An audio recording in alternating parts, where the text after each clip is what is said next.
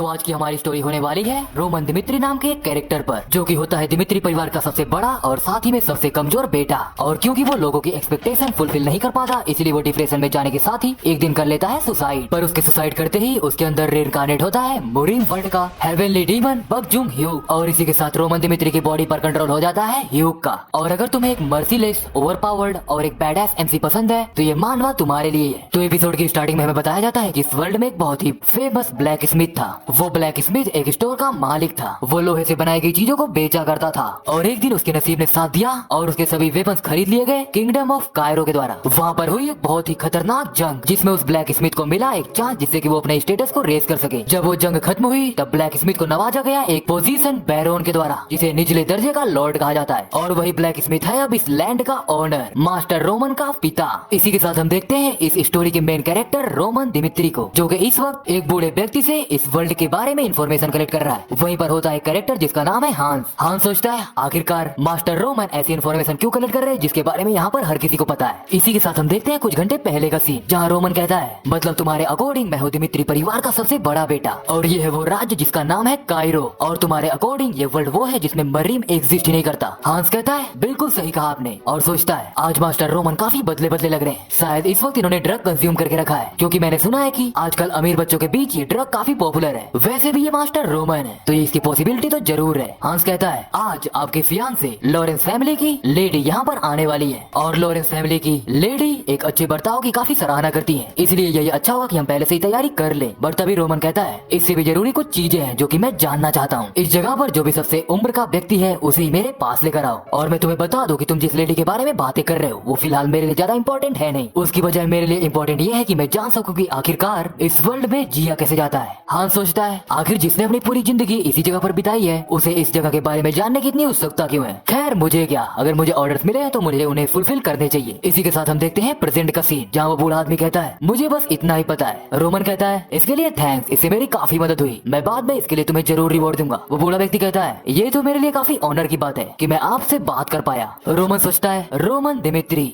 मेरा असली नाम है बक जुंग ह्यूग। मैं वो व्यक्ति हूँ जिसने मरीन वर्ल्ड पर अपना प्रभुत्व कायम किया, और फिर जब मेरे लाइफ के सभी ड्रीम फुलफिल हो गए तब मैंने शांतिपूर्वक अपनी डेथ को एक्सेप्ट किया। बट किन्हीं कारणों की वजह से जब मेरी आंखें खुली तो मैंने अपने आप को पाया रोमन दिमित्री के बॉडी में। क्या हेवेंस यही चाहते हैं? क्या ये उनकी इच्छा है या फिर ये पनिशमेंट है मेरे लिए गॉड्स की तरफ से? रोमन ये सभी बातें सोच ही रहा होता है, बट तभी बाहर से लड़ाई होने की आवाजें आने लगती है। इधर बाहर कुछ लोग एक बंदे को पीट रहे होते हैं। हांस भी उस फाइट को देखने के लिए आता है, और जब उसकी नजर पड़ती है उन लोगों के टैटू पर तो वो कहता है ये तो है फैंक्स। बट तभी वहाँ पर पहुंच जाता है रोमन और कहता है ये फैंक्स क्या है? हांस कहता है ये टैटू देखकर अंदाजा लग रहा है कि ये लोग हैं ब्लड फैंक्स के मेंबर। रोमन कहता है ब्लड फैंक्स? हांस कहता है ये एक ऐसा ग्रुप है जो कि दिमित्री में ही नहीं बल्कि उसके आसपास के इलाकों में भी काफी कुछ करता रहता है। और देखकर लगता है कि वो बच्चा जो इस वक्त पीट रहा है उस बच्चे ने ब्लड फैंक्स से काफी बड़ी मात्रा में कर्ज लिया होगा। बट फिलहाल के लिए हम ऐसे एक्ट करते हैं जैसे यहाँ पर कुछ हुआ ही ना हो। बट तभी हांस देखता है कि रोमन वहाँ से गायब हो चुका है। रोमन जाता है सीधे ब्लड फैंक्स के मेंबर्स के सामने और कहता है रुक जाओ। वही एक बंदा कहता है रोमन दिमित्री, तुम एक सम्माननीय व्यक्ति हो, इसीलिए लगता है कि तुम इस मामले में दखल अंदाजी कर रहे हो। क्या तुम्हें सच में लगता है कि तुम्हारे कहने से हम रुक जाएंगे? वो बंदा रोमन का मजाने लगता है मजाक और कहता है लगता है सर दिमित्री को बुरा लग गया। हांस कहता है मास्टर हमें अब चलना चाहिए, ब्लड फैंक्स के मेंबर्स काफी खतरनाक होते हैं। रोमन कहता है हांस मैं यहाँ के लॉस के बारे में ज्यादा नहीं जानता, तो मुझे समझाओ, मुझे यहाँ के ज्यादा नियम कानून पता नहीं है, तो मुझे बताओ कि आखिरकार यहाँ के नियम तोड़े किसने और उस नियम को तोड़ने के लिए उनकी सजा क्या है? हांस कहता है क्योंकि वो बच्चा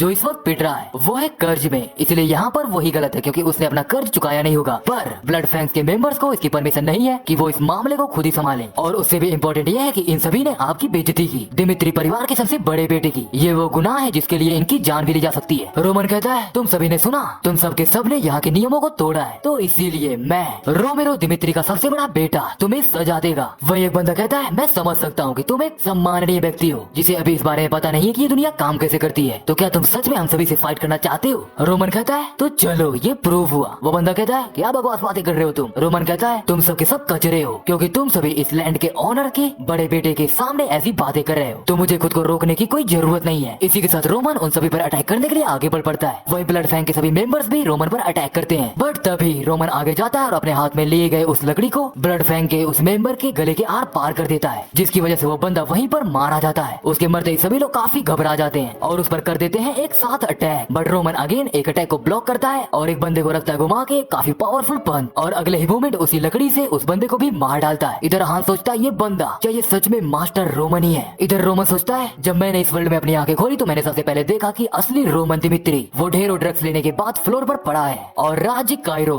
जो कि उस वक्त था वार में, उसने हर घराने से चूज किया एक रिप्रेजेंटेटिव जो कि वार में शामिल हो सके और रोमन दिमित्री वो भी वार में जाने के लिए चूज किया गया था, बट डर की वजह से उसने कर लिया सुसाइड। उसकी लाइफ काफी पैथेटिक थी, बट जो भी लाइफ उसने जी उससे कोई फर्क पड़ता नहीं क्योंकि फिलहाल इस बॉडी का ऑनर हूँ मैं, हेवनली डेमन सेक्ट का लीडर बक जुंग ह्यूग। जब तक इस बॉडी पर मेरा टेक ओवर है मैं जीऊंगा तो ह्यूग की तरह। इसी के साथ रोमन उन सभी ब्लड फैंक्स के मेंबर्स को मौत के घाट उतार देता है। वहीं एक बचा हुआ बंदा भागते हुए कहता है राक्षस राक्षस है ये, पर तभी रोमन उसका सर पकड़ लेता है और कहता है अगर तुमने अभी मेरे बारे में ऐसे मॉन्स्टर वाली बातें ना की होती तो शायद मैं तुम्हारी जिंदगी बख्श देता, पर अब तुम्हारे बचने का कोई चांस ही नहीं है। इसी के साथ रोमन दिमित्री उस बंदे को भी मार डालता है और सबसे कहता है मेरा नाम है रोमन दिमित्री और तुम सभी में से किसी को भी ये सजा पसंद नहीं है, वो जो कोई भी हो, जितने भी लोग यहाँ पर देख रहे हैं तो तुम लोग किसी भी वक्त मेरे पास आ सकते हो, मैं तुम सभी को हमेशा तैयार ही मिलूंगा। रोमन सोचता है बक जुंग ह्यूग उसने मरीन वर्ल्ड में अपना प्रभुत्व कायम किया और इस सफर में उससे लड़ाई हुई हजारों मार्शल आर्टिस्ट से, बट वो सबके सब उससे हार गए और अंत में उसके हाथों ही मारे गए। और जब वहाँ पर बही खून की नदियाँ, तब उस वर्ल्ड को पता चला कि ये पूरा का पूरा वर्ल्ड कंट्रोल किया जाएगा हेवनली डेमन सेक्ट के लीडर बक जुंग ह्यूग के द्वारा। पर अब मुझे काफी मशक्कत करनी पड़ रही है इन गली के चूहों को मारने के लिए। रोमन कहता है हांस यहाँ पर गार्ड्स को बुलाओ, उन्हें बताओ कि यहाँ पर हुआ क्या और कुछ लोगों को बुलाओ ताकि वो इसकी जानकारी इकट्ठा कर सके। हांस हाँ बोलने के साथ ही वहाँ से चला जाता है। वही रोमन सोचता है ये बॉडी ये सच में एक यूजलेस बॉडी है, इस बॉडी के अंदर ज्यादा की भी नहीं है और जितना की इस वक्त इसमें है उसका फ्लो भी काफी खराब है। मुझे जल्दी यहाँ के बारे में पूरी की पूरी इन्फॉर्मेशन कलेक्ट करनी होगी और एक प्रोसेस से होकर गुजरना पड़ेगा जिसका नाम है स्केलेटल मॉडिफिकेशन। वही बच्चा जो कि पिट रहा था वो कहता है मास्टर मेरी जिंदगी बचाने के लिए आपका थैंक्स। रोमन कहता है मुझे गलत मत समझना, पर मैंने ये तुम्हारी मदद करने के लिए किया ही नहीं, वो तो ब्लड फैंक्स के लोगों ने यहाँ का नियम तोड़ा, इसी वजह से मुझे उन्हें सजा देनी पड़ी और तुम भी कोई एक्सेप्शन हो नहीं, तो तुम्हें भी सब कुछ एक्सप्लेन करना पड़ेगा कि आखिरकार क्यों वो तुम्हारी जान लेने के पीछे पड़े थे, वो भी बिना किसी झूठ के, और ये सिर्फ तब जब तुम चाहते हो कि तुम्हारा सर और धड़ सही सलामत हो। वो बच्चा कहता है मेरे पेरेंट्स से ब्लड फैंक्स से कुछ उधारी ली थी ताकि वो यहाँ पर जमीन खरीद सके और फिर खेती कर सके और हम सभी मिलकर काफी आसानी से उनके कर्ज को चुका देते, पर वो सभी के सभी ब्लड फैंक्स वाले उन्होंने हमारी सारी फसलें बर्बाद कर दी तो हम उनके कर्ज को चुका नहीं पाए और बाद में मुझे पता चला कि वो सब के सब मेरी छोटी बहन के पीछे पड़े थे और ये बिल्कुल भी फेयर नहीं है, तो इसीलिए मैं आपसे भीख मांगता हूँ कि कम से कम मेरी नहीं कम से कम मेरी छोटी बहन की जिंदगी बचा लीजिए। इसी के साथ वो बच्चा सोचता है वो आंखें उन्हें देखकर मुझे ऐसा लग रहा है जैसे मैं किसी मैड डेमन को देख रहा हूँ जो कि 4 हेवनली किंग्स में से एक हो। रोमन कहता है तुम्हारा नाम क्या है? वो बच्चा कहता है मेरा नाम है केविन। रोमन कहता है केविन मैं इस मामले के तह तक जाऊंगा और बाद में मैं इसका फैसला सुनाऊंगा, जो कुछ भी यहाँ पर हुआ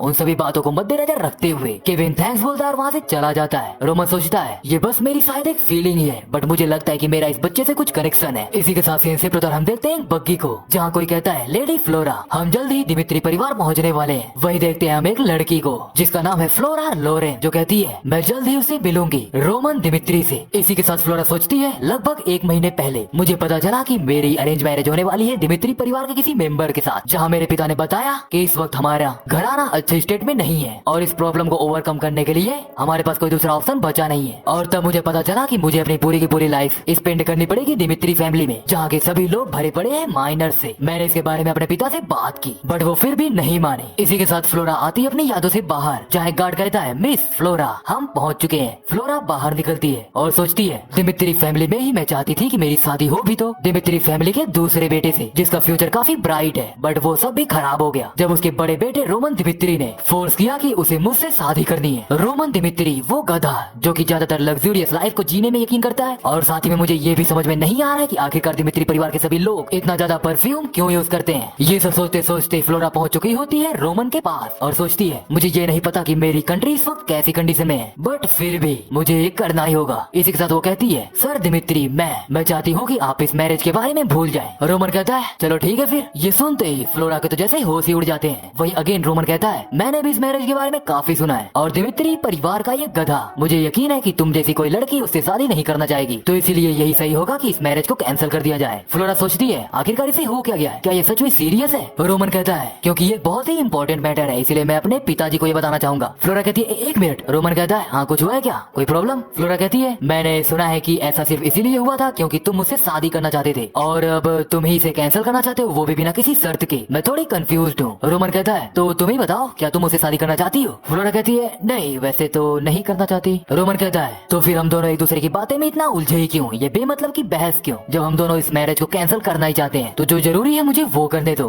और साथ ही में इस मैरिज को तोड़ने की पूरी रिस्पॉन्सिबिलिटी मैं खुद ले रहा हूँ, क्योंकि मैं ही वो हूँ जिसकी वजह से तुम इस सिचुएशन में फंसी हो। मेरी वजह से ही तुम्हें दिमित्री परिवार के सबसे बड़े गधे से शादी करनी पड़ रही है, तो मुझे लगता नहीं कि इससे तुम्हें कोई प्रॉब्लम होनी चाहिए। फ्लोरा सोचती है आखिरकार इसे हो क्या गया है, क्या ये वही रोमन दिमित्री है जिसके बारे में मैंने सुना था? इसी के साथ सीन शिफ्ट होता है, हम देखते हैं रोमेरो दिमित्री को, जो कहता है तुम इस मैरिज को कैंसिल करना चाहते हो। उसके सामने होता है रोमन, वो कहता है हाँ जैसे मैंने आपको बताया मैं ऐसा ही करना चाहता हूँ, और मैंने पहले ही लॉरेंस फैमिली को उस लेडी को बता दिया है। रोमेरो कहता है गधे कहीं के, भले ही लोग तुम्हें गधा बोलते हो बट आज तुमने ये प्रूव भी कर दिया। मैं तुम्हारा भला चाहता था, इसलिए मैं उस लड़की से तुम्हारी शादी कराना चाहता था, बट तुमने सब खराब कर दिया। जबकि तुम्हें बस यही करना था कि तुम्हें उस लड़की से शादी करनी थी और एक अच्छी जिंदगी बितानी थी, बट तुम वो भी नहीं कर पाए। रोमन कहता है इसके लिए मैं माफी मांगना चाहता हूँ, बट तभी रोमेरो एक ग्लास रोमन की तरफ फेंक देता है और कहता है तुम्हें सच में लगता है कि तुम्हारे माफी मांगने से ये सब ठीक हो जाएगा? अगर ये सब स्मूथली हो जाता तो मैं सोच रहा था कि तुम्हें बैटलफील्ड में नहीं भेजूंगा, पर अब 6 महीने बाद तुम्हें बैटलफील्ड में जाना ही होगा। तो बताओ क्या इसके बारे में तुम कुछ कहना चाहते हो? रोमन कहता है नहीं। रोमेरो कहता है मैंने ये भी सुना कि तुम्हारा ब्लड फैंग के कुछ मेंबर के साथ पंगा हो गया था, और वहाँ पर जो लोग थे उन्होंने कहा कि तुमने उन सभी को उनकी सजा दे दी है, बट मैं इस पर बिल्कुल भी यकीन नहीं करता। इसमें जरूर तुम्हारी किसी ने मदद की होगी। ये प्रॉब्लम जो ब्लड फैंग ग्रुप के बारे में है उसके बारे में मैं अभी कुछ नहीं कर सकता, और तुमने एक बेटे का फर्ज भी सही से निभाया नहीं है, तो अब से आगे जो भी प्रॉब्लम्स होंगी उसके लिए तुम खुद ही रिस्पॉन्सिबल होगे। तो मैं बस तुम्हें इतना ही बता दूं कि ब्लड फैंग ग्रुप के साथ तुम्हारी जो भी प्रॉब्लम्स है उन्हें तुम्हें खुद ही रिजोल्व करना होगा, मैं इसमें तुम्हारी कोई भी मदद नहीं करूंगा। रोमेरो सोचता है ये कंफर्म अब रोते हुए रहम की भीख मांगने वाला है, बट इधर रोमन कहता है मैं समझ गया, मैं इस मामले को खुद ही संभाल लूंगा। रोमन जाने लगता है और कहता है ये मेरी वजह से हुआ है, तो इसीलिए इस मामले को मुझे संभालना ही होगा, तो मैं आपसे तब आके मिलता हूँ जब ये मामला खत्म हो जाएगा। वही रोमेरो कहता है रुको कहाँ जा रहे हो, बट तब तक रोमन जा चुका होता है। बाहर पहुँचते ही रोमन अपने माथे से निकल रहे खून को पोंछता है और कहता है आखिर ऐसा करने की जरूरत ही क्या थी? बट तभी वहाँ पर फ्लोरा कहती है क्या तुम सच में कोई बेवकूफ हो, आखिर तुम ऐसी हरकतें कर ही कैसे सकते हो? रोमन कहता है तुम अभी भी यहीं पर हो? फ्लोरा कहती है वो ब्लड फैंग ग्रुप है, ब्लड फैंग वो कोई ऐसे नहीं है जिनसे तुम खुद ही निपट सको, इवन नोबल्स भी उनके द्वारा टेरराइज किए जाते हैं। अगर उन सभी को लगा कि तुम उनके लिए प्रॉब्लम्स क्रिएट करोगे तो वो सबके सब तुम्हारे पीछे आएंगे और तुमसे लेंगे बदला,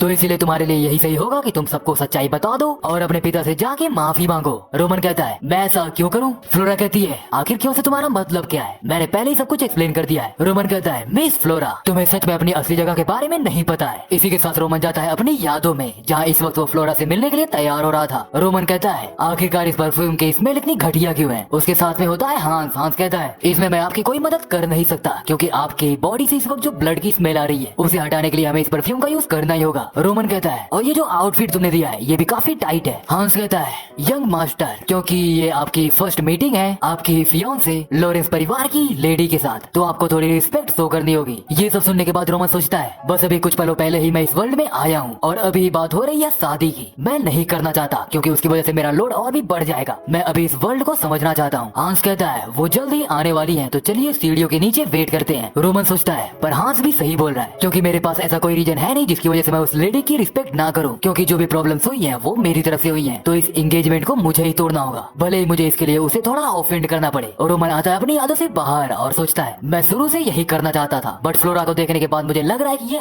ये औरत तो मुझे थोड़ा सा भी रिस्पेक्ट शो नहीं करना चाहती है, जिसकी वजह से मुझे रीजन मिल रहा है कि मैं भी इसे बिल्कुल भी रिस्पेक्ट ना शो करूं। रोमन कहता है मिस फ्लोरा तुम काफी एरोगेंट हो, मैं समझता हूँ कि तुम कहाँ से आई हो, पर तुम्हें भी समझना चाहिए कि इस वक्त तुम किस हालात में हो, और वैसे भी इस एंगेजमेंट को तोड़ना मैं चाहता हूँ, पर जब मैंने कहा कि इसकी पूरी रिस्पॉन्सिबिलिटी मैं लूंगा तो तुम एंसियस हो गई। फ्लोरा कहती है मैं तो बस, बट तभी रोमन कहता है पर फिर भी मैं तुम्हें बता दूं कि वो मूवमेंट जिस वक्त मैंने तुमसे बात की कि मैं इस एंगेजमेंट को तोड़ने वाला हूँ, तभी से तुम्हारे पास ऐसा कोई भी अधिकार है नहीं जिसकी वजह से तुम मेरे डिसीजन के बीच में इंटरफेयर कर सको। रोमन से ये सभी बातें सुनने के बाद फ्लोरा बहुत ही हैरान रह जाती है। वही रोमन जाते हुए कहता है हम दोनों के रास्ते अलग है, तो इसी वजह से तुम अपने काम से काम रखो और मेरे मामलों में दखलंदाजी करना बंद कर दो। रोमन सोचता है वो कारण जिसकी वजह से मैंने सोचा कि इसकी रिस्पॉन्सिबिलिटी मैं लूंगा, वो कारण ये था कि जिसकी वजह से मैं इस शादी पर होने वाली हर बातचीत को टाल सकूं ताकि मुझे ज्यादा सवालों के जवाब देने ना पड़े। बट इसके पीछे एक और रीजन था जिसकी वजह से मैं इस औरत के साथ बिल्कुल भी इन्वॉल्व होना नहीं चाहता था। आखिरकार फ्लोरा होती कौन है? हेवनली डीमन के मामले के बीच में बोलने वाली। तो फ्लोरा यही थी हमारी पहली और आखिरी मुलाकात। हम देखते हैं कि रात हो चुकी है जहाँ रोमेरो बहुत ज्यादा ड्रिंकिंग कर रहा है, वहीं उसके साथ में होती है लिहाना जो कहती है आखिरकार तुम आज यहीं पर रुक क्यों नहीं जाते? रोमेरो कहता है मैंने फिर से रोमन से काफी वॉयलेंट होकर बात की। जब हम कॉमनर्स थे तब मैं उसे आमतौर पर काफी पीटा भी करता था, बट जब हम बन गए नोबल्स यहाँ के लॉर्ड तब मैंने खुद से वादा किया कि मैं अपने बच्चे के साथ फिर से ऐसा नहीं करूंगा। लिहाना कहती है उसी वादे की वजह से हमारे बाकी के बच्चे अच्छे से ग्रो हो पाए। रोमेरो कहता है हाँ ये सही है, पर रोमन का क्या? हमारा एक वही बच्चा है जो कि काफी बुरे हालातों से जूझा हुआ है। मुझे तो ये भी नहीं पता कि मुझे रोमन को ट्रीट कैसे करना चाहिए। लियाना कहती है अपने आप को दोस्त मत दो, भले इस वक्त तुम एक अच्छे पेरेंट ना बन पाए हो, बट हम दोनों साथ में मिलकर अपने बच्चे के परवरिश में हुई गलतियों को सुधार सकते हैं। और जिस रोमेरो दिमित्री को मैं जानती हूँ, कोई ऐसा नहीं है जो कि अपने बड़े बेटे को एक गलत डायरेक्शन में जाने देगा। तुम्हारे पास अभी भी चांस है कि तुम चीजों को सही कर सकते हो। रोमेरो कहता है तुम क्या ब्लड फैंग के बारे में बातें कर रही हो? लियाना कहती है रोमन एक काफी स्वाभिमानी बच्चा है, तो इसी वजह से उसने गुस्से में कह दिया होगा कि वो ब्लड फैंग के मामले को खुद ही देख लेगा। बट अगर हमने ऐसा होने दिया तो क्या पता कि आगे क्या होगा। तुम कैप्टन जोनाथन से रोमन की मदद करने के लिए क्यों नहीं कहते? रोमेरो कहता है तुम सही बोल रही हो। इसी के साथ वो एक सर्वेंट को बुलाता है और उसे कहता है कि जाओ कैप्टन जोनाथन को जल्दी से बुला के लाओ। इसी के साथ सीन शिफ्ट होता है। हम देखते हैं रोमन और हांस को, जहाँ हांस कहता है यंग मास्टर ये काफी डेंजरस है, हमें ऐसे बाहर नहीं घूमना चाहिए। हमें तो ये भी नहीं पता कि आखिरकार कब ब्लड फैंग के लोग वापस आ जाए बदला लेने के लिए, तो क्यों ना हम वापस चले। रोमन कहता है हांस तुम्हें क्या लगता है आखिरकार ब्लड फैंग को उनकी वो ताकत कब मिली जो इस वक्त उनके पास है? हांस कहता है मैं पूरी तरह से श्योर तो नहीं हूँ, बट तभी उसकी बात काटते हुए रोमन कहता है ब्लड फैंग को उनकी ताकत तब मिली जब उन्होंने बेरहमी से अपने सभी दुश्मनों को मौत के घाट उतारना शुरू कर दिया, जिसकी वजह से उन्होंने दूसरों के मन में बढ़ा दिया अपने लिए डर। हांस कहता है पर फिर भी क्या वो डेंजरस नहीं है? रोमन कहता है वो डेंजरस है, बट सिर्फ तभी तक जब तक वो मुझे डरा सके। सीन शिफ्ट होता है। हम देखते हैं एटलियर रेस्टोरेंट का सीन, जहाँ पर बैठे होते हैं रोमेरो और हांस। रोमेरो कहता है तुम यहीं पर रहो और खाना खाने पर ध्यान दो, इसके आगे मैं खुद ही जा रहा हूँ। हांस कहता है आखिर आप क्या बातें कर रहे हैं, अचानक से आपको हो क्या गया? रोमन कहता है अब से मैं खुद ही इस मामले को इन्वेस्टिगेट करूंगा, तो मैं चाहता हूँ कि तुम यहीं पर रुको क्योंकि इसके आगे काफी खतरा है। हांस कहता है नहीं मैं ऐसा नहीं कर सकता, भले इसकी वजह से मुझे खतरे में ही क्यों ना पड़ना पड़े, बट मैं कभी भी आपको अकेले नहीं जाने दूंगा। रोमन कहता है हांस क्या तुम सच में उन लोगों में से हो जिन पर मैं भरोसा कर सकता हूँ? हांस कहता है क्यों नहीं, तो खुद को ऐसे मेरे लिए सेक्रीफाइस करने की कोई जरूरत नहीं है, तुमने काफी कुछ कर दिया है, तुम्हारी वजह से मैं बाहर आ पाया है, यही मेरे लिए काफी है। तो ठीक है चलो मैं जल्द ही वापस आता हूँ। इसी के साथ रोमन वहाँ से चला जाता है। हांस सोचता है कि इसने सोचा था कि आखिरकार यंग मास्टर मुझसे ऐसी बातें कहेंगे। इसी के साथ उसे कुछ रियलाइज होता है और वो भागते हुए कहता है नहीं ये वक्त ये बातें सोचने का नहीं है, मुझे उन सभी को इसके बारे में बताना होगा। सीन शिफ्ट होता है। हम देखते हैं रोमन को जो कि जाते हुए सोचता है अभी तक जो इन्फॉर्मेशन मुझे मिली है उसके अकॉर्डिंग ब्लड फैंग के जितने भी मेंबर्स हैं उनकी स्ट्रेंथ इतनी नहीं है कि वो मुझे डरा सके, बट क्योंकि वो सभी ऑपरेट करते हैं एक बहुत ही छोटे ग्रुप में, इसीलिए मेरा उन्हें हंट करना काफी मुश्किल है। और फिलहाल वो काफी सतर्क भी होंगे क्योंकि अगर उन्होंने इस वक्त मुझ पर अटैक किया और मैं बच गया तो इसके बाद मामला काफी बिगड़ सकता है। बट फिर भी अगर उन्हें ढूंढना मुश्किल है तो मैं उन्हें नहीं ढूंढ पाऊंगा, तो मेरे पास बस एक ही ऑप्शन बचता है, मैं उन्हें जानबूझकर अपने पास लाऊं। इसीलिए अब तक मैं हांस के साथ इन सभी गलियों में घूम रहा था और अभी तक उन सभी ने भी इस बात का पता लगा ही लिया होगा कि मैं अकेला हूँ। और साथ ही में आज है दिमित्री नाइट्स की रेगुलर ट्रेनिंग का दिन, तो आज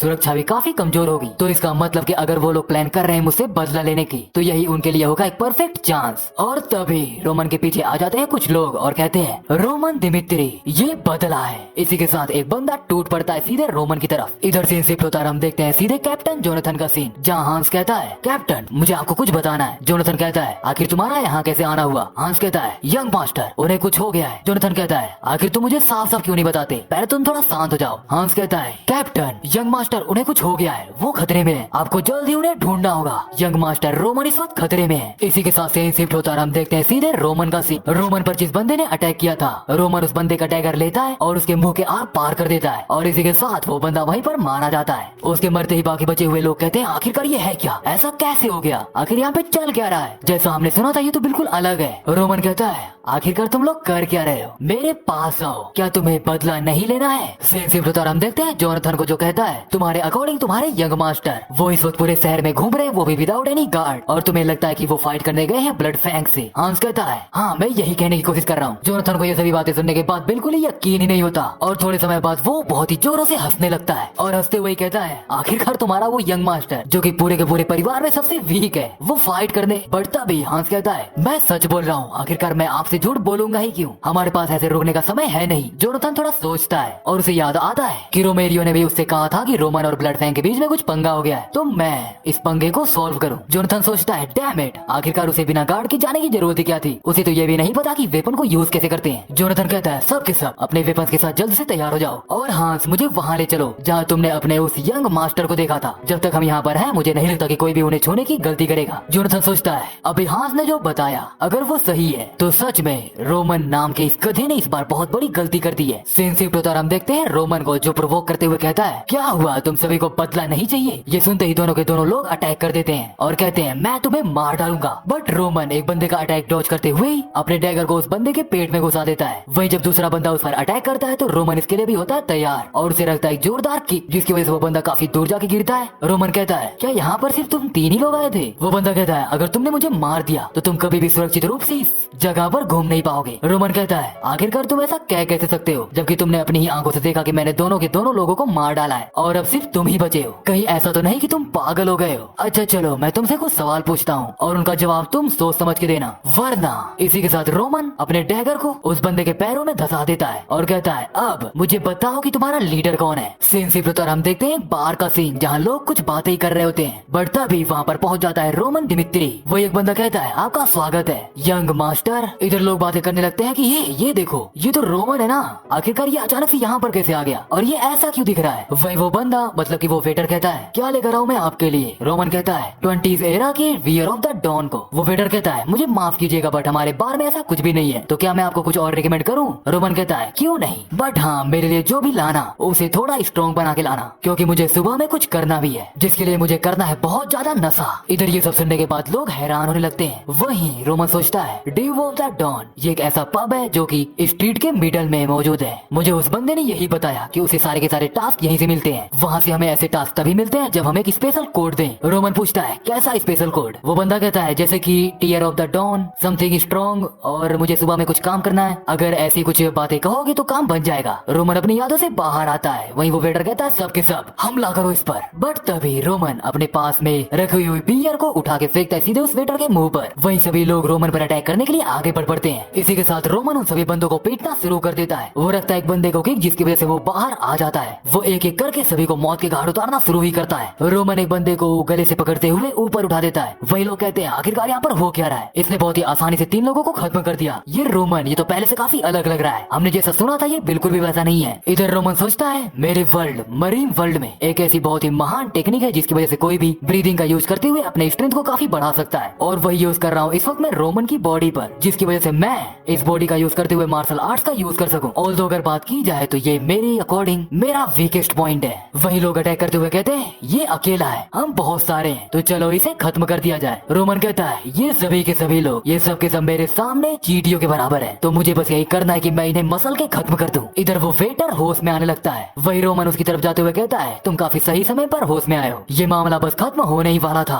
वही वो वेटर कहता है यंग मास्टर आखिरकार आप ऐसा कर ही क्यों रहे? रोमन कहता है कैसा बेतुका सवाल है, तुम ही हो जिसने मुझ पर हमला किया, और अब देखने के बाद मैं ये क्लियरली बोल सकता हूँ कि अब सिर्फ तुम ही बचे हो, और मैं कुछ बातें तुमसे जानना भी चाहता हूँ, तो क्यों ना पहले हम थोड़ी बातें कर लें। इसी के साथ हम देखते हैं थोड़ी देर बाद का सीन जहाँ उस पब में अभी तक जोनाथन भी आ चुका है। वो कहता है क्या ये सच है? आखिर ये हो कैसे सकता है? यंग मास्टर ऐसा कर ही कैसे सकते हैं? एक नाइट कहता है कैप्टन एक बंदा था जो कि 2nd फ्लोर पर अभी भी जिंदा था, उसने बताया कि इस वक्त यंग मास्टर गए हैं लॉरेंस की तरफ। जोनाथन कहता है क्या आखिर लॉरेंस क्यों? वो नाइट कहता है उस बंदे ने ये भी बताया कि ब्लड फैंग का मेन बेस है लॉरेंस की तरफ, लॉरेंस के इलाके में ही है उनका मेन बेस। इसी के साथ हम देखते हैं सीधे 1 घंटे पहले का सीन जहाँ रोमन इस वक्त उस पब के ऑनर को टॉर्चर कर रहा होता है। वो कहता है हे मुझे लगता है कि हम दोनों काफी अच्छा महसूस करेंगे अगर हम दोनों करें बातें, क्योंकि तुमने पहले ही अपनी दोनों की दोनों उंगलियां खो दी हैं। वो बंदा कहता है मेरे पास कुछ भी नहीं है जो मैं तुम्हें बता सकूं, तो तुम चाहो तो मुझे मार सकते हो, और वैसे भी ब्लड फैंग बाद में बदला लेने के लिए जरूर आएगा। रोमन कहता है क्यों नहीं, तुम चाहो तो मुझसे छुपा सकते हो, बट हाँ मुझे तुम्हारे जैसे लोग काफी पसंद है। मुझे उन लोगों का मुंह खुलवाने में काफी मजा आता है जो लोग काफी टफ होते हैं, और ये मजा सिर्फ इसलिए आता है क्योंकि मुझे मिलता है एक मौका जिससे मैं उन्हें टॉर्चर कर सकूं। वो बंदा कहता है यहाँ पर तुम्हारा सिर्फ टाइम ही वेस्ट होगा, तो बस मुझे मार डालो और इस मामले को यहीं पर खत्म करो। रोमन कहता है सच में?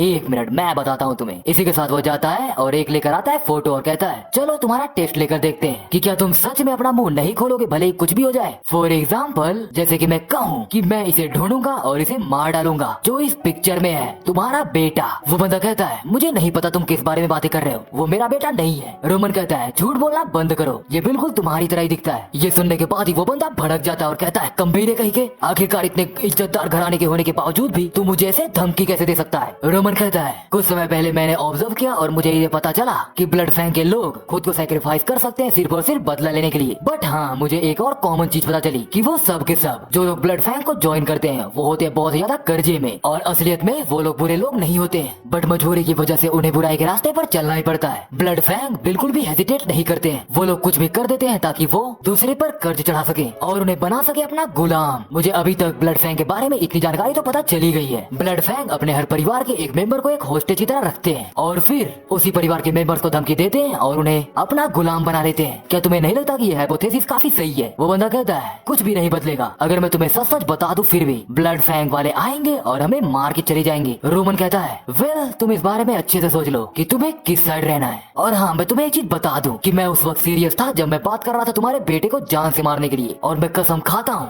कि मैं, जिसका नाम है रोमन डेमिट्री, मैं सोल्जर से कहूंगा कि इसकी तलाश शुरू कर दें और जब ये मिले तो इसे मार डालें, बहुत ही धीरे धीरे, पर हाँ उसे ऐसी मौत दे जिसमें उसे बहुत दर्द हो। बट वो करने से पहले मैं तुम्हें एक चांस देना चाहता हूँ, तो इसीलिए है तुम्हारे पास अब 2 ऑप्शन, जिसमें से पहला है तुम अपना मुंह बंद रखो और अपने बेटे को मेरे हाथों तड़प कर मरते हुए देखो, और दूसरा मुझे ब्लड फैंग के बारे में जानकारी दे दो और आगे का मामला मैं खुद संभालूंगा। चॉइस तुम्हारी है। इसी के साथ सेंसिटिव होता हम देखते हैं ब्लड फैंग ग्रुप के लीडर को, जो कहता है मैं इस बात से इनकार करता हूँ, मुझे बिल्कुल भी यकीन नहीं है कि हमारे भेजे गए सभी लोग रोमन दिमित्री के हाथों मारे गए। मुझे ऐसा बिल्कुल भी नहीं लगता कि रोमन दिमित्री इसके कैपेबल है। आखिरकार पूरी की पूरी डिवीजन ऐसे बंदे के हाथों कैसे मारी जा सकती है जिसे स्वॉर्ड्समैनशिप एकेडमी से भी निकाल दिया गया। अच्छा मुझे ये बताओ कि इस वक्त रोमन है कहाँ पर? वही वो लीडर जिसका नाम है बेन माइल्स, उसके सामने वाला बंदा कहता है वो दिमित्री रीजन से बाहर निकल चुका है और मुझे लगता है कि उसे हमारे बारे में इन्फॉर्मेशन मिल चुकी है और वो इन्फॉर्मेशन उसे मिली होगी ड्यू ऑफ द ड्रोन से। बेन कहता है क्या ये सब उसने खुद ही हासिल किया? सामने वाला बंदा कहता है हाँ। बेन कहता है लगता है कि वो हमें काफी कमजोर समझ रहा है, इसीलिए तो वो अकेले सीधे हमारे हेडक्वार्टर पर अटैक करने की सोच रहा है। तो इसीलिए हमारी जितनी भी फोर्सेस है सबको बुला लो, हम आज यहीं पर रोमन को मार डालेंगे, वो भी दिमित्री के नाइट्स को आने से पहले। बेन सोचता है रोमन दिमित्री तुम्हारी इतनी हिम्मत कि तुमने ब्लड फैंग के ऊपर अपना हाथ डाला, मैं आज तुम्हें मार डालूंगा, वो भी बिना किसी रहम के, और तुम्हारे शरीर को सेंट्रल प्लाजा में लटकाऊंगा और सबको बताऊंगा कि आखिरकार ब्लड फैंग की असली ताकत है क्या। सीन से प्रोतर हम देखते हैं लॉरेंस फैमिली के बीच में हो रही एक मीटिंग को, जहाँ एक बंदा कहता है मुझे लगता है कि बार्को फैमिली ने अपना डिसीजन ले लिया है और हाल फिलहाल में कुछ रूमर सुनने को आए हैं कि बार्को फैमिली ने काफी ज्यादा लोन लिया है और मुझे लगता है कि उस लोन को लेने का कारण बस एक ही है और वो ये है कि वो सभी के सभी जंग के लिए तैयार हो रहे हैं। एक बंदा कहता है अभी जंग होने में कुछ समय बाकी है तो तब तक हमें अपनी फोर्सेस को भी तैयार कर लेना चाहिए। वही उन सभी के सामने बैठा हुआ होता है लॉरेंस फैमिली का लीडर, जो कहता है मुझे कभी भी लगा नहीं था कि जब बार्कोस ने अपने डॉक्यूमेंट भेजे थे तब ऐसा कुछ होगा। वही एक बंदा कहता है मुझे भी ऐसा नहीं लगा था कि सेंट्रल गवर्नमेंट बार्कोस की साइड जाएगी और अगर ऐसे ही सब कुछ चलता रहा तो हमें अपनी टेरिटरी बार्कोस को देनी होगी। इसी के साथ सब लोग बोलने लगते हैं कि हम अपनी टेरिटरी को ऐसे ही किसी को नहीं दे सकते, हम अभी तक जिंदा है तो सिर्फ और सिर्फ इस जगह की वजह से, क्योंकि इस जगह की मिट्टी काफी उपजाऊ है। एक बंदा बोलता है कि जो डॉक्यूमेंट बार्कोस से भेजा था उसके अकॉर्डिंग तो यही क्लियर होता है कि हमारे जो भी एंसेस्टर थे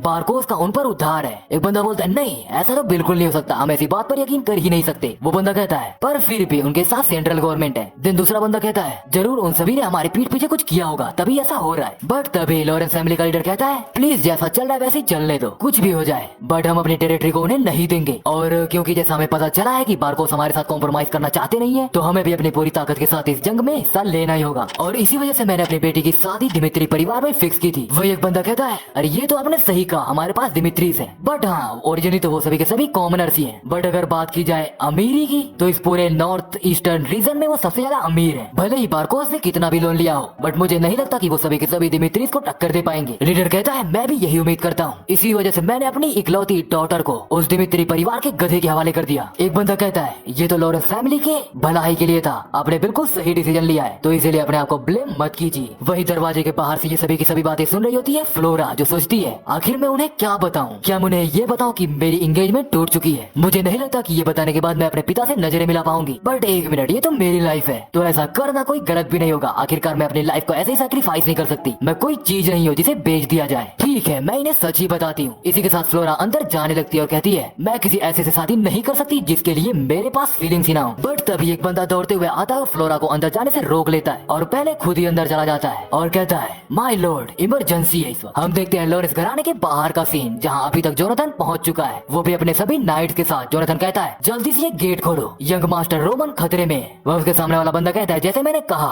अपने सभी वेपन्स फेंक दो और एक प्रॉपर प्रोसीजर से होते हुए अंदर आओ। जोनाथन कहता है अगर यंग मास्टर को कुछ हुआ तो मैं तुम सभी को कभी माफ नहीं करूंगा। बट तभी एक बंदा लॉरेंस फैमिली के नाइट से कहता है कैप्टन कुछ प्रॉब्लम्स हो गई है। वही वो कैप्टन कहता है क्या तुम सही बोल रहे हो? वो बंदा कहता है हाँ, इस बात की वजह से लॉरेंस प्लाजा में काफी भगदड़ मची पड़ी है। वही जोनाथन कहता है कम ऑन, मुझसे ये मत कहना, अब मेरे पास कोई दूसरा ऑप्शन बचता नहीं है, मुझे इस दरवाजे को तोड़ना ही होगा। इसी के साथ सीन शिफ्ट होता है और हम देखते हैं कि एक बंदे को कोई घसीट के ले जा रहा होता है। वही लोग बातें करते हैं आखिरकार यहाँ पे चल क्या रहा है, आखिर ये है है कौन, क्या हमें इसे रोकना नहीं चाहिए? वही जिस बंदे को घसीटा जा रहा था वो होता है बेन माइल्स। वो कहता है प्लीज मेरी जिंदगी बख्श दो, और उसे घसीट कर ले जाने वाला होता है अपना रोमन दिमित्री। इसी के साथ हम देखते हैं थोड़ी देर पहले का सीन, जहाँ बेन माइल्स इस वक्त अपने सभी लोगों के साथ तैयार होता है और सोचता है ये बहुत ही आसान है, हमारा जो अपोनेंट है वो बहुत ही बेवकूफ है, वो अकेले ही आ रहा है और हमारे पास कई लोग हैं जिनके पास हथियार भी है, तो कोई चांस बनता ही नहीं है कि वो हमें हरा पाए, ये नामुमकिन है। बट तभी गेट खुलता है और रोमन बेन माइल्स के सभी लोगों को मार डालता है। बेन सोचता है क्या मैं मरने वाला हूँ?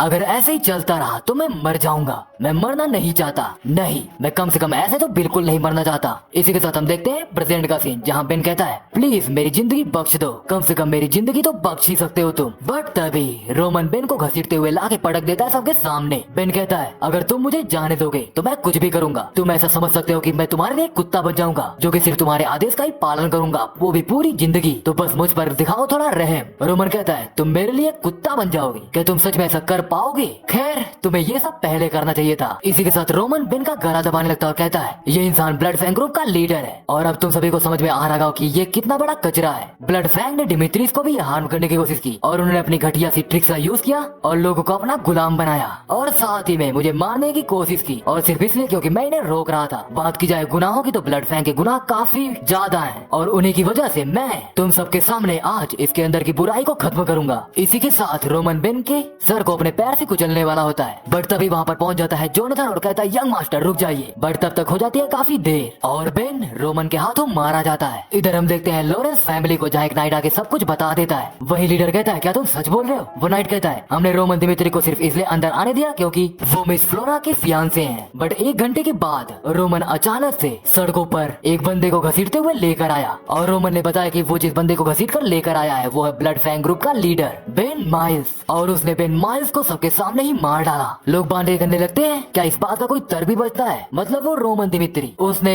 ब्लड फैंग ग्रुप के लीडर को पकड़ा और उसे खत्म कर दिया। वो एक बंदा कहता है बट उससे भी इम्पोर्टेंट यह है कि उसने उसे सजा दी, नहीं उसे जान से मार डाला, वो भी यहाँ के लॉर्ड के बिना परमिशन के। ये कोई ऐसा मैटर नहीं है जिसे इग्नोर किया जा सके। वही लॉरेंस फैमिली का लीडर सोचता है परमिशन, कम ऑन, आखिर तुम लोग ऐसा बोल भी कह सकते हो? रोमन दिमित्री मेरा सन इन लॉ बनने वाला है और उसने अकेले ब्लड फैंग को खत्म कर दिया। इसी के साथ वो लीडर कहता है जल्दी से यहाँ पर रोमन दिमित्री को बुलाओ, मैं सब कुछ उसी के मुंह से सुनना चाहता हूँ। इसी के साथ हम देखते हैं कि रोमन दिमित्री कैप्टन जोनाथन और बाकी सभी नाइट्स के साथ आने लगता है, और जोनाथन और रोमन पहुंचते हैं सीधे लीडर के सामने। वो लीडर सोचता है तो अब मैं समझा कि कैसे रोमन दिमित्री ने उसे खत्म कर दिया, क्योंकि उसकी मदद कर रहे थे ये नाइट्स। रोमन कहता है दिमित्री परिवार की तरफ से रोमन दिमित्री आपके सामने हाजिर है, बैरन लॉरेंस। वो लीडर यानी कि लॉरेंस कहता है सब कुछ भूल जाओ और सीधे पॉइंट पर आओ, आखिरकार तुम यहाँ पर क्यों आए और तुमने ऐसा कुछ क्यों किया, ऐसा कोई वायलेंट काम, वो भी विदाउट एनी परमिशन के? रोमन कहता है ये सब कुछ दिनों पहले ही स्टार्ट हुआ, ब्लड फैंग के कुछ मेंबर्स मासूम सिटीजन्स को पीट रहे थे तो मैंने उन सभी को जान से मार डाला, और इसके आगे रोमन उसे सब कुछ बताने लगता है। इसी के साथ हम देखते हैं बाहर का सीन, जहाँ फ्लोरा भी छुप कर ये सभी बातें सुन रही होती है। फ्लोरा एक नाइट से कहती है हे यहाँ पर आओ। जब वो नाइट आता है तो फ्लोरा कहती है तुम जिसे अपने साथ लेकर आए थे वो रोमन दिमित्री था ना, आखिर वो यहाँ पर क्यों है और वो मेरे पिताजी के ऑफिस में क्यों गया है? वो नाइट कहता है लगता है आपको अभी कुछ पता नहीं है। इसी के साथ वो नाइट फ्लोरा को सब कुछ बता देता है। फ्लोरा कहती है क्या तुम सच बोल रहे हो? इधर हम देखते हैं रोमन को जो कहता है इसीलिए मैंने डिसाइड किया कि मैं इस मामले को ऐसे ही छोड़ नहीं सकता, तो इसीलिए मैं आ गया सीधे उनके मेन बेस पर और उनके लीडर को ही मार डाला, और यही है इस पूरे केस की समरी। लॉरेंस कहता है मैं तुमसे जो जानना चाहता हूँ वो है अथॉरिटी, तुम्हारे पास कोई भी ऐसी अथॉरिटी थी नहीं जिसकी वजह से तुम यहाँ पर आके उसे एक्सक्यूट करो। रोमन कहता है मुझे इसके बारे में पता है, मेरे पास ऐसी कोई अथॉरिटी है नहीं, पर फिर भी मैं बस ये सोच रहा था कि आखिरकार इस मामले में लॉरेंस फैमिली कुछ कर क्यों नहीं रही। और वैसे भी ब्लड फैंग ग्रुप का जो लीडर था वो कोई ऐसा नहीं था जिसे आप नहीं जानते, वो यहाँ पर काफी पॉपुलर था, उसके क्राइम्स भी काफी ज्यादा थे और उसे कई बार बेल भी मिली, तो इसीलिए मैंने सोचा कि इस मामले को मुझे ही देखना होगा, और तभी मैंने डिसाइड किया कि मैं लॉरेंस पर भरोसा नहीं कर सकता।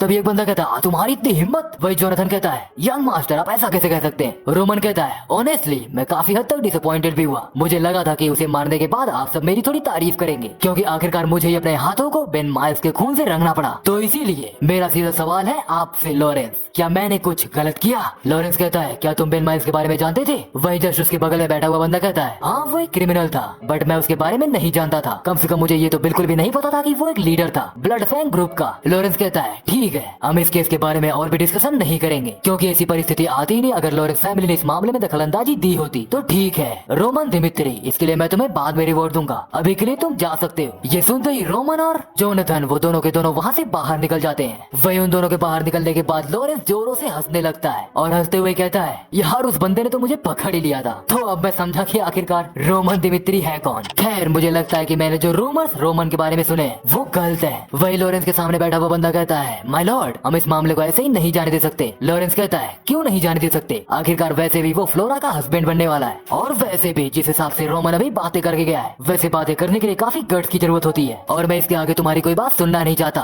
मैं बस चाहता हूँ कि जल्दी से तुम यहाँ पर फ्लोरा को बुलाओ, क्योंकि मुझे लगता है कि मैंने रोमन को चुनकर सही किया और अब इसीलिए मैं फ्लोरा को सब कुछ बताना चाहता हूँ। इधर हम देखते हैं कि रोमन दिमित्री के सभी नाइट्स के साथ वापस लौट रहा होता है। वही जोनाथन कहता है यंग मास्टर, क्या आपको ऐसे लॉरेंस को टॉन्ट करना जरूरी था? भले इस मामले से हम बाहर निकल आए हैं, बट शायद इसकी वजह से वो काफी गुस्सा हो गए होंगे। रोमन कहता है जो कुछ भी वहाँ पर हो रहा था लॉरेंस वहाँ की रिस्पॉन्सिबिलिटी नहीं ले रहे थे, तो मैंने बस यही किया कि मैंने उन्हें दिखाया कि वो कितनी लापरवाही कर रहे थे। और लॉरेंस को देखने के बाद मैं इतना तो समझ ही चुका हूँ कि वो अपने बेटे के फियोंसे को ऐसे ही सजा नहीं देने वाले। जोनाथन सोचता है इसका मतलब सब कुछ प्लान किया गया था। आखिरकार हो क्या गया है? इस वक्त मेरे सामने जो बंदा है ये वो रोमन दिमित्री नहीं है जिसे मैं जानता था। इसी के साथ हमें दिखाया जाता है बकजुंग ह्यूग का पास्ट, जहाँ इस वक्त ह्यूग होता है एक केव के अंदर। उसके पिता कहते हैं तुम हेवनली डेमन के बेटे हो, और अगर तुम्हारे पास सच में इतनी क्वालिफिकेशंस है कि तुम मुझे सक्सीड कर सको तो खुद को प्रूव करो, खुद को प्रूव करो कि तुम वर्दी हो और सरवाइव करो उस जगह पर। तुम्हारी डेथ से मुझे कोई फर्क नहीं पड़ेगा क्योंकि पहले भी मेरे 12 बेटे मारे जा चुके हैं। तुम बस एक नंबर होगी, भले ही मेरे सारे के सारे बेटे मर जाए, मैं और भी बेटे पैदा कर लूंगा, बट तुम बस ये याद रखना कि तुम्हारे पास सिर्फ एक ही रास्ता है कि तुम खुद को प्रूव करो और उस ग्राउंड पर सरवाइव करके दिखाओ। इधर ह्यूग को कुछ बच्चे पीटने लगते हैं, जहाँ एक बच्चा कहता है मुझे लगा था कि तुम कुछ स्पेशल होगे क्योंकि तुम सीधे हेवनली डेमन के बेटे हो, बट देखकर लगता है कि तुम्हारे पास कुछ खास स्पेशल है नहीं, तुम बस एक घमंडी बच्चे हो। ये सुनते ही ह्यूग अटैक करने के लिए आगे बढ़ता है, बट इस बार भी उसे मुंह के बल खानी पड़ती है। ह्यूग सोचता है जब मैं बच्चा था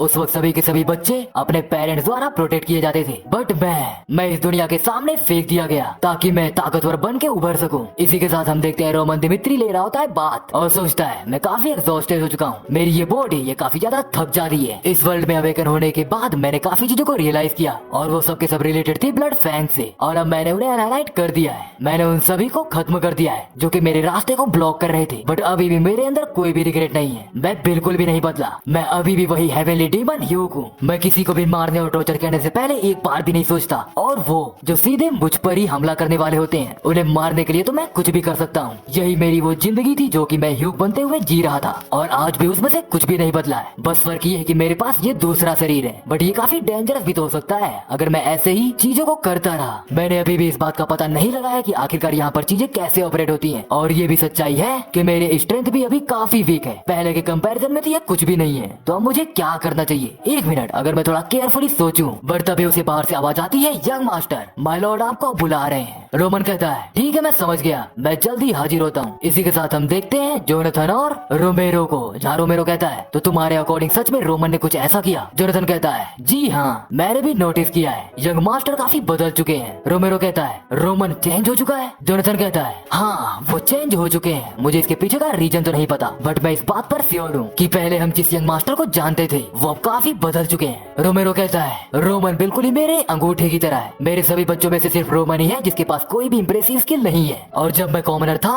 तब वही मेरा वो बेटा है जो मेरे साथ था। रोमेरो सोचने लगता है कि जब वो काम किया करता था तब कैसे उसका बेटा रोमन उसे लाके कैंडी देता था, जहाँ रोमेरो कहता है तुम इतनी दूर आए सिर्फ और सिर्फ मुझे ये देने के लिए? रोमन कहता है मैंने आपसे कहा था ना कि इस काम से दूर रहा कीजिए, ये काफी खतरनाक है, पर आप पूरा दिन काम करते हैं इसलिए मैं ये कैंडी आपको देना चाहता था। इसे जल्दी से खा लीजिए और खत्म करने के बाद अपना काम शुरू कर दीजिए और जल्दी ही घर वापस आ जाइएगा। इसी के साथ रोमेरो कहता है मैं तो बस यही इच्छा रखता हूँ कि रोमन भी खुश हो जाए, इसलिए मैंने उसके लिए काफी चीजें अलाउ कर दी ताकि उसे ऐसा ना लगे कि वो कोई बेचारा है। बट मुझे बिल्कुल भी नहीं लगा था कि इसकी वजह से रोमन एक दूसरी डायरेक्शन नहीं चला जाएगा। मैंने तो पहले ही रोमन से गिव अप कर लिया था, बट इसके बाद मैंने सुना कि रोमन ने ब्लड फैंग को पूरी तरह से खत्म कर दिया, तो अब मुझे उससे काफी उम्मीदें हैं। रोमेरो ये सब कह ही रहा होता है, बट तभी वहाँ पर पहुँच जाता है रोमन। रोमेरो सोचता है मुझे नहीं पता कि आखिरकार रोमन को ब्लड फैंग हराने के लिए किन हालातों से जूझना पड़ा, बट अगर इस बार ऐसा कुछ होता है तो मैं रोमन को बचाने के लिए सब कुछ करूंगा ताकि मैं एक अच्छा पिता बन सकूं। रोमेरो कहता है मैंने सुना कि तुमने ब्लड फैंग को अकेले ही खत्म कर दिया। इधर रोमन सोचता है बैरन रोमेरो, मैं ये क्लियरली देख सकता हूँ कि इनके मन में मेरे लिए काफी उम्मीदें जाग रही हैं, बट अगर मैंने इन्हें सच्चाई बता दी तो ये मुझे एक अलग ही नजरिए से देखेंगे, जिसके बाद इनके एक्सपेक्टेशंस मुझे लेकर काफी बढ़ जाएंगी और एक्सपेक्टेशन बढ़ने के बाद ही जन्म होता है फेलियर का।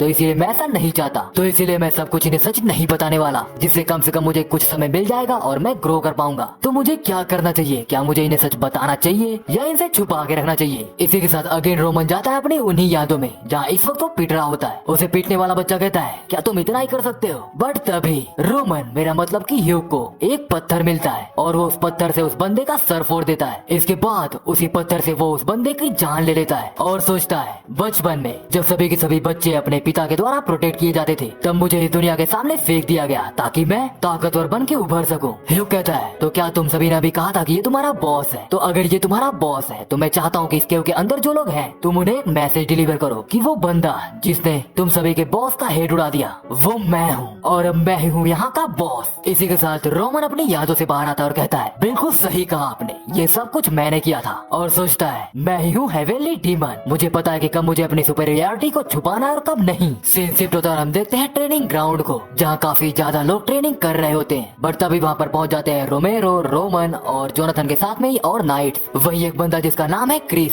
जो कि है वाइस कैप्टन दिमित्री के नाइट्स का। वो सोचता है तो ये है रोमन दिमित्री, आखिरकार ये यहाँ पर क्यों है? जोनाथन कहता है इस वक्त यहाँ पर होने वाली है एक स्वॉर्ड्समैनशिप ड्यूएल, वो भी यंग मास्टर रोमन के साथ, और अगर तुम में से कोई भी इसमें हिस्सा लेना चाहता है तो सामने आए। बट इसमें कोई भी हिस्सा लेना नहीं चाहता, इसलिए कोई भी सामने नहीं आता है। क्रिस सोचता है आखिर अचानक से हो क्या गया है, क्या हमें अभी इस गधे से ड्यूएल करना होगा? इसी के साथ हम देखते हैं 1 घंटे पहले का सीन जहाँ रोमन ने कहा था कि हाँ वो मैं ही था। रोमेरो कहता है आखिर तुमने ब्लड फैंग को हराया कैसे? रोमन कहता है मुझे इन्हें ऐसे बताना होगा कि ये मुझ पर ज्यादा शक न करे, और कहता है एक्चुअली मैं काफी समय से सीक्रेटली ट्रेनिंग कर रहा था। रोमेरो कहता है आखिर तुमने ये मुझसे छुपाया क्यों? मैं तुम्हें सपोर्ट करता, तुम्हें तो पता ही है। रोमन कहता है मैं तो बस आपको दिखाना चाहता था कि दिमित्री परिवार का सबसे बड़ा बेटा, जिसे इस परिवार के गधे के नाम से जाना जाता है, वो खुद से भी कुछ चीजें कर सकता है। रोमेरो कहता है ऐसा तो कोई चांस है ही नहीं कि तुम खुद को इतनी अच्छी स्वॉर्ड्समैनशिप सिखाओ कि तुम सीधे ब्लड फैंग को अकेले हरा दो। रोमन कहता है ब्लड फैंग एक ऐसी ऑर्गेनाइजेशन थी जिसने इलीगल लोन्स देने के बाद अपना प्रभुत्व कायम करना स्टार्ट किया था, तो इसीलिए मुझे लगा कि वो ग्रुप खुद ही खत्म हो जाएगा अगर मैं उसके लीडर को खत्म कर दूं। इसीलिए मैंने उसे एक चारे के जरिए फंसाने की कोशिश की और वो चारा बना मैं। रोमेरो कहता है तुमने खुद को चारा बनाया? ब्लड फैंग वैसे ही हमेशा कमजोर नोबस के पीछे पड़े रहते हैं। रोमन कहता है इसीलिए तो मैंने खुद को ही चारा बनाया। रोमेरो कहता है तुमने आखिर ऐसा किया क्यों? ये काफी खतरनाक था, अगर वो सच में कुछ करने के काबिल बचते तो अभी तक वो अपना बदला लेने के लिए आ चुके होते और अब तक तुम मारे भी जा सकते थे। रोमन कहता है मैं इस बात पर पूरी तरह से श्योर था कि वो लोग जो कि जबरदस्ती उस ग्रुप में घुसे थे या फिर उन्हें मजबूर करके उस ग्रुप में शामिल किया गया था, वो कभी भी अपनी जिंदगी को खतरे में नहीं डालेंगे सिर्फ और सिर्फ अपने लीडर को बचाने के लिए। इसलिए मैंने सोचा कि ये सब कुछ मुझे अकेले ही करना चाहिए और मैंने तो आपको इसके बारे में बताया भी था। रोमेरो कहता है एक केयरफुल डिसीजन मेकिंग और एक प्लानिंग, साथ में इतनी हिम्मत कि उस प्लान को एक्सिक्यूट किया जा सके और साथ में हर चीज को इतने अच्छे ढंग से समझाना कि चीजों समझ में आए। अगर एक बार के लिए सोचा जाए तो क्या सच में ये सब रोमन ने ही किया था? रोमेरो कहता है क्या मैं तुमसे एक फेवर मांग सकता हूँ? रोमन कहता है क्यों नहीं? रोमेरो कहता है मैं तुम्हारी स्वॉर्ड्समैनशिप स्किल को देखना चाहता हूँ, वो भी अपनी आंखों से। मैं बस देखना चाहता हूँ कि तुम कितने बदल चुके हो। और इसी के साथ रोमेरो सोचता है मैं ये देखने के लिए मरे जा रहा हूँ कि आखिरकार मेरा बेटा कितना बदल चुका है। इसी के साथ हम देखते हैं प्रेजेंट का सीन जहाँ जोनाथन कहता है क्या कोई भी हिस्सा नहीं लेना चाहता? वही क्रिस सोचता है ऑफ कोर्स कोई भी हिस्सा नहीं लेना चाहेगा, उन्हें कोई भी फायदा नहीं होगा इस कचरे के साथ ड्यूएल करने के बाद जीतने में, और अगर वो हार भी जाते हैं तो शायद उन्हें यहाँ से निकाला जा सकता है, तो आखिरकार कोई इसमें पार्टिसिपेट करेगा ही क्यों? इसके लिए किसी एक्सपर्ट की जरूरत पड़नी चाहिए। इधर जोनाथन सोचता है यंग मास्टर के स्किल्स को परखने के लिए किसी एक्सपर्ट की जरूरत पड़नी चाहिए और कोई ऐसा भी हो जिससे कि नाइट्स का भी सम्मान किया जा सके। इसी के साथ जोनाथन कहता है अगर कोई भी वॉलंटियर सामने नहीं आना चाहता तो मैं खुद ही एक पिक कर लेता हूँ। जोनाथन सोचता है वैसे तो मैं खुद ही इसमें हिस्सा लेना चाहता था, बट क्योंकि मैं हूँ नाइट्स का कैप्टन तो अगर मेरी स्वॉर्ड ऐसे किसी मामले में अपने बयान से बाहर निकलती है तो यही मेरा ही अपमान होगा, या तो फिर कहें कि पूरे के पूरे नाइट कॉर्प्स का ही अपमान होगा। तो इसीलिए अब बचता है सिर्फ एक ही बंदा। जोनाथन कहता है क्रिस बाहर आओ। क्रिस कहता है क्या? और सोचता है पहली बार जब मैं रोमन से मिला था वो था पिछला साल। मैं रोमन से मिला था एक ड्रंक यार्ड पे। जब मैं वहाँ पर गया तो मैंने कहा हम सिक्योरिटी आखिरकार यहाँ पे चल क्या रहा है? वही रोमन कहता है क्या तुम लोग सच में चाहते हो कि मैं तुम्हारा रेस्टोरेंट आज के आज ही बंद करवा दूं? वही ऑनर कहता है हमें माफ कीजिएगा, हमारा ऐसा करने का कोई भी इरादा नहीं था। रोमन कहता है शांत हो जाओ, तुम्हारी इतनी हिम्मत कि मुझसे जबान लड़ाओगे? ओए तुम इधर आओ। वही ऑनर कहता है यंग मास्टर आप थोड़ा शांत क्यों नहीं हो जाते? बट तभी रोमन अपनी बियर की बोतल उसकी तरफ ही फेंक देता और कहता है बाहर में जाओ तुम सबके सब, और अगर मैं तुम्हें बुला रहा हूँ तो तुम्हें सामने आना चाहिए। वही क्रिस कहता है यंग मास्टर मुझे लगता है कि ये काफी है। रोमन कहता है आखिरकार तुम कौन हो? जल्दी से यहाँ से बाहर निकल जाओ। क्रिस रोमन का हाथ पकड़ लेता देता है और कहता है अगर तुमने यहाँ पर और भी प्रॉब्लम्स क्रिएट की तो भले ही तुम यंग मास्टर हो बट फिर भी मुझे और भी एक्शन। बट तभी रोमन क्रिस को एक चाटा मार देता है और कहता है आखिरकार तुम्हारे जैसा ही तुच्छ सा नाइट, उसकी इतनी हिम्मत कैसे कि मेरे सामने बोल सके। एक मिनट, क्या तुम मुझे घूर रहे हो? इधर क्रिस सोचता है मुझे स्टार्टिंग से ही पता था कि मुझे चाटा खाना ही पड़ेगा। इस बंदे ने अपनी पूरी लाइफ में कभी भी ट्रेनिंग नहीं की है एंड इसके पास इतनी भी स्ट्रेंथ नहीं है जो कि एक एवरेज बंदे के पास होती है। कितनी शर्म की बात है ये। मुझे तो यही समझ में नहीं आता कि आखिरकार माय लॉर्ड का इतना बड़ा बेटा आखिर इतना कमजोर कैसे हो सकता है। अगर मेरे अकॉर्डिंग देखा जाए तो ये कचरे के बराबर है, इसे तो मर ही जाना चाहिए। इसी के साथ क्रिस अपनी यादों से बाहर आता है और कहता है और जोनाथन कह रहे हैं कि मुझे इसी बंदे से ड्वेल करना है। क्रिस कहता है कैप्टन मुझे नहीं लगता कि मुझे इस मामले में सामने आना चाहिए। जोनाथन कहता है यंग मास्टर रोमन एक एक्सपर्ट है जिन्होंने अकेले ही ब्लड फैंग को फेस किया है और अगर तुम एक फेयर मैच चाहते हो तो तुम्हें ही सामने आना चाहिए। क्रिस इंसिस्ट करने की कोशिश करता है बट जोनाथन उसकी बात नहीं सुनता, इसलिए क्रिस भी रेडी हो जाता है और क्रिस के रेडी होते ही ड्वेल स्टार्ट हो जाता है। जोनाथन कहता है तो दोनों साइड्स तैयार हैं। बट तभी क्रिस कहता है एक मिनट, मेरी एक रिक्वेस्ट है। जोनाथन कहता है रिक्वेस्ट? कैसी रिक्वेस्ट? क्रिस कहता है मुझे ये सिखाया गया है कि कोई भी ड्वेल को एक असली युद्ध की तरह लिया जाए, भले ही कुछ भी हो जाए, तुम्हारा अपोनेंट कोई भी हो, तुम्हें उस पर कोई भी रहम नहीं दिखाना चाहिए। तो मैं चाहता हूँ कि इसी बात को मद्देनजर रखते हुए इसे उसी की तरह एक ड्वेल बनाया जाए जिसमें सभी नियम कानून होंगे युद्ध के ही। अगर यंग मास्टर इस रिक्वेस्ट को एक्सेप्ट करते हैं तो मैं भी खुशी खुशी ये ड्वेल करने के लिए तैयार हूँ। क्रिस सोचता है इसका तो ऑप्शन ही नहीं है कि ये गधा इसने अकेले ही ब्लड फैंग को हरा दिया, तो आज मेरे पास मौका है उस चाटे का बदला लेने के लिए। इधर रोमेरो देखता है एक बार रोमन की तरफ और रोमन मुस्कुराने लगता है। इधर क्रिस सोचता है ये हंस रहा है। जोनाथन कहता है वेल मुझे लगता है कि यंग मास्टर इस शर्त को एक्सेप्ट कर रहे हैं, तो दोनों साइड्स तैयार हो जाओ, ड्वेल स्टार्ट हो रहा है। जोनाथन के बोलते ही क्रिस सीधे रोमन पर अटैक करता है बट रोमन भी इस अटैक को ब्लॉक कर जाता है। वही जोनाथन सोचता है क्रिस इस वक्त अपनी पूरी पावर्स यूज कर रहा है, वो अपनी सारी स्किल्स का यूज कर रहा है बट फिर भी रोमन ने क्रिस का अटैक ब्लॉक कर लिया। इधर क्रिस सोचता है जिस रिपल्सिव फोर्स का एहसास मुझे इसके हाथों से हो रहा है उसके अकॉर्डिंग तो इतना क्लियर है कि इसका डिफेंस काफी मजबूत है। क्या ये कोई कोइंसिडेंस है? ऑल्दो मैंने एक्सेप्ट नहीं किया था कि रोमन इस तरह से मेरे अटैक को ब्लॉक करेगा, तो अब मैं तभी सेटिस्फाई होऊंगा जब मैं इस बंदे को पूरी तरह से पीट दूंगा। इसी के साथ वो फिर से रोमन पर अटैक करता है बट इस बार रोमन इस अटैक को डॉज करता है। क्रिस अगेन अटैक करता है, रोमन अगेन इस अटैक को ब्लॉक करता है। इन्हीं सब में क्रिस को एक और चांस मिल जाता है रोमन पर अटैक करने के लिए बट रोमन इस अटैक को भी डॉज कर जाता है और इसी के साथ रोमन को एक चांस मिलता है क्रिस पर एक फैटल अटैक लैंड करने के लिए। और जब रोमन अपना अटैक करता है क्रिस पर तो क्रिस के बाल कट जाते हैं और वो कुछ पीछे भी हट जाता है। क्रिस सोचता है एक मोमेंट के लिए तो मैं काफी डर गया था। इधर रोमेरो कहता है ये तो नामुमकिन है, क्या ये पे कोई मजाक चल रहा है? उसने ऑलमोस्ट क्रिस को खत्म ही कर दिया था। वही क्रिस सोचता है क्या ये सच है? रोमन की स्किल्स, उसका डिफेंस, डॉज, ब्लॉक, ये सारी की सारी स्किल्स उसने इन सब की पहले से ही तैयारी कर रखी है, जैसे वो मेरे सभी मूव्स को प्रेडिक्ट कर रहा है। क्या इसने सच में अकेले ही ब्लड फैंग ग्रुप को खत्म किया था? मुझे तो यकीन नहीं हो रहा है। डैम इट, एक मिनट, मैं सोच क्या रहा हूँ, मेरा अपोनेंट तो है दिमित्री परिवार का सबसे बड़ा गधा, मैं इसके खिलाफ तो कभी नहीं हार सकता, कम से कम इन लोगों के सामने तो बिल्कुल भी नहीं। इधर रोमन कहता है लगता है इतना काफी था, मेरा काफी वार्म अप हो गया है। क्रिस कहता है क्या कहा तुमने? रोमन कहता है अब मेरी बारी है। इसी के साथ रोमन क्रिस पर अटैक करता है। क्रिस इस अटैक को ब्लॉक करते हुए सोचता है आखिरकार इस बंदे को हो क्या गया है, ये इतना फास्ट कब से हो गया? इधर रोमन अगेन बहुत सारे काउंटर अटैक्स करने लगता है। क्रिस सोचता है डैम इट, मैं तो इसके सभी स्ट्राइक्स को झेल भी नहीं पा रहा, अगर ऐसे सब कुछ चलता रहा तो चीजें सच में मेरे लिए काफी खतरनाक हो जाएंगी, तो अब मुझे चाहिए एक मौका। क्रिस ये सब सोचते सोचते अपने डिफेंस को लो कर देता है। इसी वजह से रोमन अगेन अटैक करता है। क्रिस सोचता है इस बार इसके मूवमेंट्स काफी बड़े हैं, तो अब मिला है मुझे वो मौका। इसी के साथ क्रिस भी अटैक करता है बट ये सब थी रोमन की एक चाल, इसलिए रोमन वहाँ से हट जाता है और ये अटैक डॉज हो जाता है। क्रिस सोचता है एक मिनट, क्या इसने ये सब कुछ जानबूझ के किया था? मैं तो फंस गया, क्या मैं हार जाऊंगा? वो भी इस गधे से, क्या मैं सच में हार जाऊंगा? इसी के साथ क्रिस यूज करता है अपनी माना की पावर्स को और यूज करता है अपने 1 स्टार ऑरा को, और इसका यूज करते उसके पास से काफी ज्यादा ऑरा रिलीज होने लगता है। उसके इतने पावरफुल ऑरा को रिलीज होते हुए देखकर रोमन भी एक बार के लिए हैरान रह जाता है और तभी वहाँ पर होता है काफी पावरफुल ब्लास्ट। सभी लोग कहते हैं यहाँ पर हुआ क्या अभी? इधर रोमेरो कहता है रोमन आखिर वो गया कहाँ पर? बट इधर हम देखते हैं कि रोमन अभी भी सही सलामत है, क्योंकि उसने क्रिस की इस मूव को भी प्रेडिक्ट कर लिया था, इसी वजह से उसने इस अटैक को डॉज कर लिया। क्रिस कहता है ओ अब तो मैं गया, और तभी रोमन अपना फाइनल अटैक करता है क्रिस पर और इस बैटल को जीत जाता है। इसी के साथ हम देखते हैं क्रिस के पास्ट को, जहाँ वो काफी छोटी उम्र में ही 2 स्टार का नाइट बन जाता है और उसके पास होता है 2 स्टार का ऑरा। उसे 3 स्टार का नाइट बनने में लगे होते हैं 3 साल और 6 महीने, जो कि काफी कम समय है। और अगर र्यूमर्स की मानी जाए तो उसकी स्वॉर्ड की चलाने की स्किल्स काफी इनक्रेडिबल है और इस पूरे के पूरे नाइट कोप में क्रिस को माना जाता है एक जीनियस। बट क्रिस दिमित्री परिवार के सबसे बड़े इडियट, सबसे बड़े गधे रोमन से हार जाता है। रोमेरो कहता है, नाइट कमांडर जोनाथन, आखिरकार क्या आप मुझे बताएंगे कि यहाँ पर हुआ क्या? क्या आपने ये नहीं कहा था कि क्रिस एक जीनियस है? आपके पास अगर कोई है तो वो सिर्फ क्रिस ही है, जो कि है 2 स्टार ऑरा का नाइट। जोनाथन सोचता है, ये कैसे हो गया? अभी सिर्फ 1 महीना पहले ही रोमन ऐसा था कि उसे स्वॉर्ड्स पकड़नी तक नहीं आती थी, और ये कोई ऐसी स्किल नहीं है जो कि कोई भी खुद को ट्रेन करके 1 या 2 साल में सीख जाए। इसे देखकर तो लगता है कि जैसे इसने कई सालों तक ट्रेनिंग की है। इसका तो कोई चांस ही नहीं बनता कि ये इतना जल्दी ग्रो कर जाए। जोनाथन कहता है, माय लॉर्ड, सरप्राइज मत होइएगा, मुझे लगता है कि यंग लॉर्ड खुद ही एक जीनियस है, जिन्हें स्वॉर्ड चलानी बहुत ही अच्छे से आती है। इधर रोमन सोचता है, उसे पता था कि कब अग्रेसिव होना है और कब नहीं होना है। वो काफी फोकस्ड भी था। अगर देखा जाए उसकी मूवमेंट्स को तो वो काफी तेज भी थे। अगर वो चाहता तो खुद ही ब्लड फैंग गैंग को अकेले ही खत्म कर सकता था। तो अब मैं समझ रहा हूँ कि जोनाथन को इस पर इतना गर्व क्यों है। अगर इनके स्टैंडर्ड्स की बात की जाए तो ये काफी स्किल्ड वॉरियर है, बट अगर मेरे स्टैंडर्ड्स की बात की जाए तो ये बद से भी बदतर है। इवन मरीन वर्ल्ड के नॉर्मल पीपल्स भी इससे ज्यादा स्ट्रॉन्ग होते हैं। ऑल्दो अंत में मैं थोड़ा सरप्राइज्ड हुआ था जब उसके पॉसिबल ऑरा रिलीज हो रहा था। आखिर वो था क्या? इधर रोमेरियो बहुत ही जोरों से हंसने लगता है और हंसते हुए कहता है, ये तो काफी दिलचस्प है, मेरा बड़ा बेटा